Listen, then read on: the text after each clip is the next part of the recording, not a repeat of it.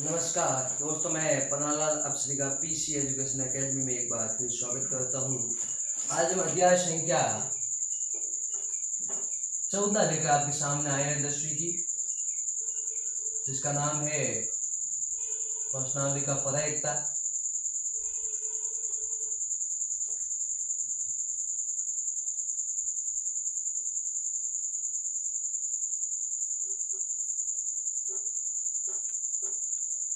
परायिकता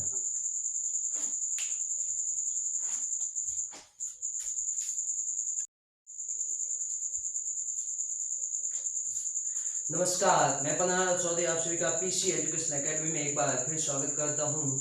आज मैं 10वीं क्लास का अध्याय 14 लेकर आपके सामने आया हूँ, परायिकता। ये अध्याय हालांकि इजी है और इसमें बेसिक जानकारी होना आवश्यक है कि क्या होती है परायिकता। जैसे हम बात करें कि कोई क्वेश्चन है, जैसे कि किसी बच्चे को इनाम दिया जा रहा है कक्षा में और आपसे आप जाए कक्षा में और कहें कि इस कक्षा में इनाम देंगे, तो आपके मस्तिष्क में पहले बात क्या आएगी कि हाँ, कक्षा के अंदर से ही किसी व्यक्ति को इनाम देंगे, है नहीं? तो वो जो आपकी पहली बात जो दिमाग में आती है फुल बात, वो आप नीचे लिखेंगे। जैसे 30 बच्चों की क्लास है तो आपके मस्तिष्क में सीधे 30 बच्चे आएंगे, भाई 30 में से किसी न किसी को देंगे, तो आप बच्चे में 30 लिखेंगे। अब कह दिया कि भाई कोई जो आपका रैका है उसको इनाम देंगे। अब आपके यदि रैकों की संख्या मान ली 14 है तो आपको समझ आ जाएगा कि 14 में से किसी एक को देंगे, तो वो आपके 14 ऊपर हो जाएंगे, है ना। मेरे कहने का अर्थ ये है कि परायिकता का जो आपका सूत्र ये होता है कि परायिकता अनुकूल परिणामों की संख्या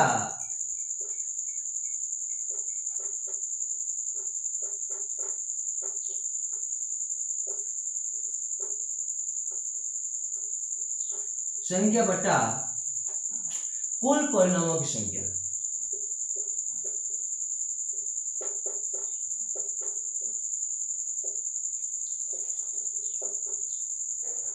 है ना। अनुकूल परिणामों की संख्या बटा कुल परिणामों की संख्या। अब एक बात आपको मैं ये बताना चाहूंगा कि परायिकता हमेशा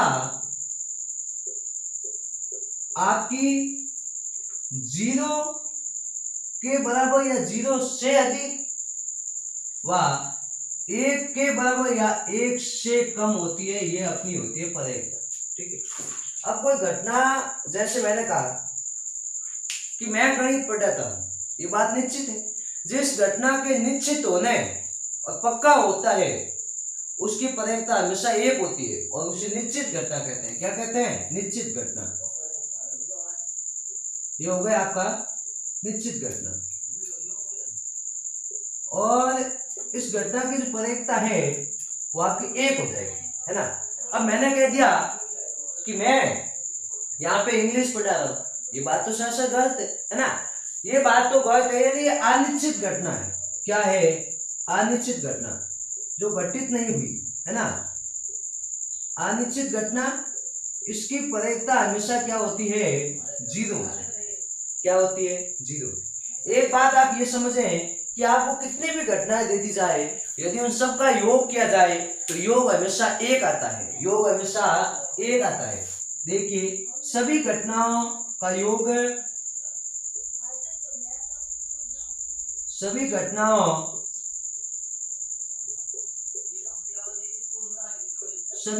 का योग 1।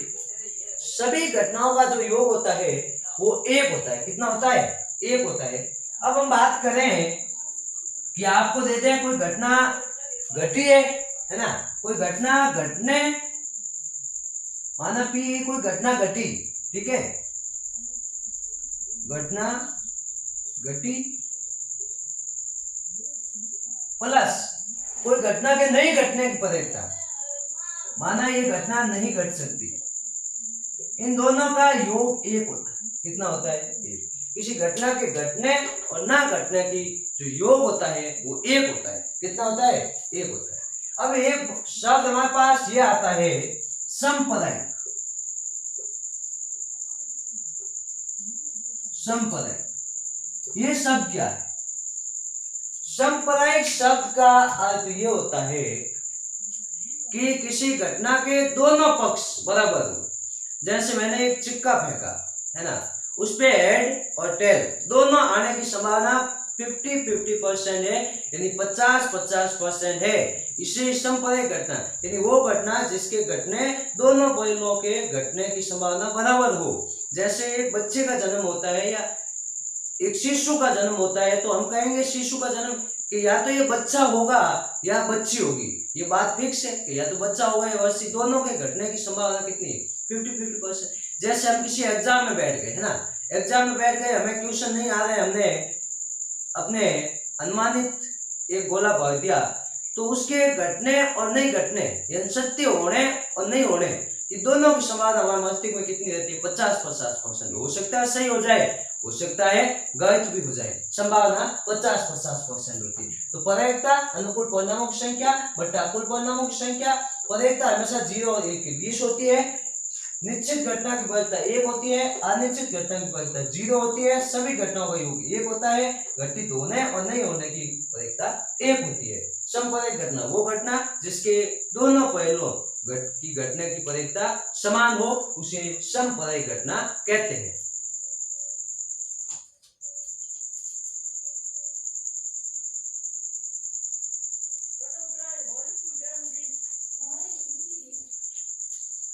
अब देखो, जैसे कुछ चीजों का ज्ञान होना चाहिए।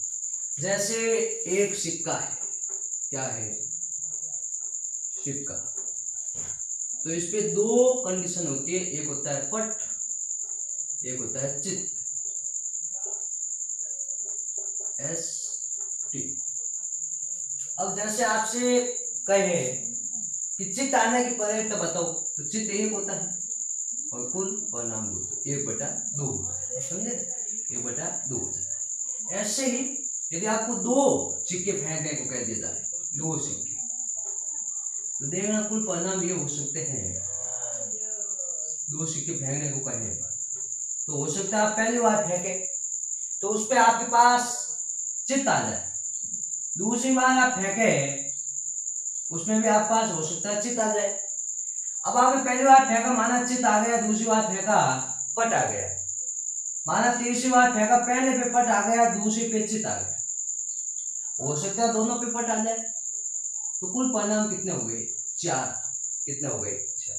तो कुल परिणाम भी ऐसे निकाल जाते हैं कि जितने पहलू, जैसे इसके 2 पहलू है, कितने बार फेंकने को कहे उसका वर्ग करते हैं 2 × 2 4, है ना। ऐसे यदि आपको 3 बार सिक्का फेंकने के लिए कहें तो इसके ऊपर 3 की घात हो जाएगी, 2 × 2 × 2 मतलब आपके 8, ठीक है। अब एक आपसे खास बात यह है कि आपको कह सकते हैं पासे फेंकने की, पासा, तो पासे के बारे में घटना आपको जानकारी होनी आवश्यक है कि पासे पे 6 फलक होते हैं, 6 फलक पर अलग अलग नंबर लिखे होते हैं, 6 घटनाएं होती है, 1 3 4 5 6, ये 6 घटनाएं होती है पासे पे। जब भी आपको पासे की बात आए, फेंकने के लिए कहें, आपके कुल घटना आपके मस्तिष्क में 6 आ जानी चाहिए, ठीक है। अब आपसे कहें कि 2 आने की, अब 2 ये रहा, एक बार है तो 1/6 हो जाएगा परेक्ता। आपको कहें सम संख्या, पास से फेंकने पे सम संख्या आने की परेक्ता, तो सम कितनी है, तो 1 2 3 3 3/6 हो जाएगा, है ना। अब आपसे विषम पूछ रहे हैं तो 1 2 3 ये विषम हो गया, है ना, 3/6। अब आपसे जो मैं खास बात करना चाहूंगा वो आपके पास होंगे पत्ते, ताश। ताश में आपको पता होना चाहिए कि कुल 52 पत्ते होते हैं। कितने होते हैं पत्तों की संख्या 52, अलग अलग कलर्स के होते हैं। जैसे हम बात करें लाल का, तो लाल, लाल को यहाँ पे पान कहेंगे, क्या कहेंगे पान। इसमें होता क्या है, इक्का होता है, एका, इक्का है ना, इक्का, ठीक है। इसके बाद दुग्गी, तिग्गी, चौगी, पांचवी, छठी, छठवीं, आठवीं, 9वीं और 10वीं होने के बाद आपके पास गुलाम होता है। इसके बाद आपके पास रानी होती है और राजा होता है। यानी आपके पास एक ही कलर में कितने पत्ते हो गए, 1 2 3 4 5 6 7 8 9 10 और 3 13 होते हैं। कितने होते हैं, अब 13 पत्ते इसके हो गए। तो आप समझ सकते हैं कि ईंट के भी 13 होंगे। समझ सकते हैं काली, जिसे यहाँ पे हुकुम कहेंगे, क्या कहेंगे, हुकुम, इसके भी 13। इसके बाद आपके चिड़िया के पत्ते, ये भी आपके पास 13 है ना। तो 13, 26 है ना, 39 और 52 हो गए बात। अब आपसे इसमें कई प्रकार के क्वेश्चन पूछे जा सकते हैं। जैसे आपको लाल या पान कई का आने पर पूछे तो 13/52 हो जाएगी। उसी में आपको लाल कलर का पता आने की पूछे तो कलर आप जानते हो लाल और ईंट दोनों का लाल ही होता है। यदि कलर में पूछ ले तो आपके पास 13 होते हैं, 26/52। बात समझ आ रही। यदि आपको हुकुम या काली का पत्ता आने की पता पूछ ले तो काली के 13 पत्ते ही होते हैं। यदि आपसे पूछ ले काले कलर के पत्ता आने की तो काले कलर में जो काली और चिड़िया दोनों के काले होते हैं, कलर ब्लैक होते हैं। 13 × 13 + 13 26/52। तो आपको एक तो ये पूछ सकते हैं जैसे लाल का पत्ता आना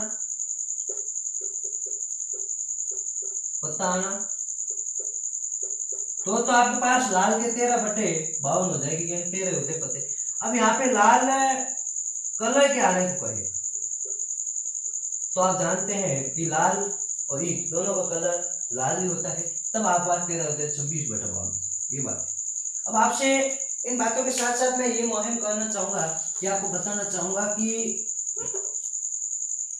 अब आपसे एक शब्द आता है फेस। शब्द क्या आता है? फेस। फेस क्या होता है? फेस का सीधा चेहरा। अब चेहरा देखिए किन किन पत्तों पे होता है। गुलाम पे चेहरा होता है, राजा पे चेहरा होता है, रानी पे फेस बना होता है। तो एक ही कलम में 3 है, यानी राजा, गुलाम, राजा, रानी। गुलाम, राजा और रानी, इन पे होता है फेस। अब आप मुझे बताना इन पे ये फेस होता है। यदि एक कलर में 3 फेस होंगे तो 3 ही लाल के, 3 ही ईंट के, 3 ही काली के, 3 ही चिड़िया, कितने हो जाएंगे? बात 3 + 3 + 3 कितने हो जाएंगे? तो आपके पास फेस के पत्ते कितने होते हैं? 52 होते हैं। कितने होते हैं? 52। ये घटना यहाँ पे दी होती। तो हमें विशिष्ट रूप से सिक्का, पासा और ताश इनके बारे में फुल जानकारी होनी चाहिए ताकि हमारा क्वेश्चन आसान हो जाए, एकदम सही हो जाए। बात आप समझ में आ रही है ना? ये है अपने आज के क्वेश्चन। आज की मैं बेसिक क्लास यहीं तक दूंगा। कल हम यथार्थ रूप से अपनी क्रमबद्ध तरीके से जो क्वेश्चन है इस अध्याय के वो क्वेश्चन करेंगे और आपको पूरा अध्याय एक साधारण भाषा में समझा दिया जाएगा। यदि आपको वीडियो अच्छा लगा है तो इसे लाइक करें, सब्सक्राइब करें और आगे से आगे शेयर करें ताकि अन्य बच्चे भी इसका पूरा लाभ उठा सकें। जय हिंद।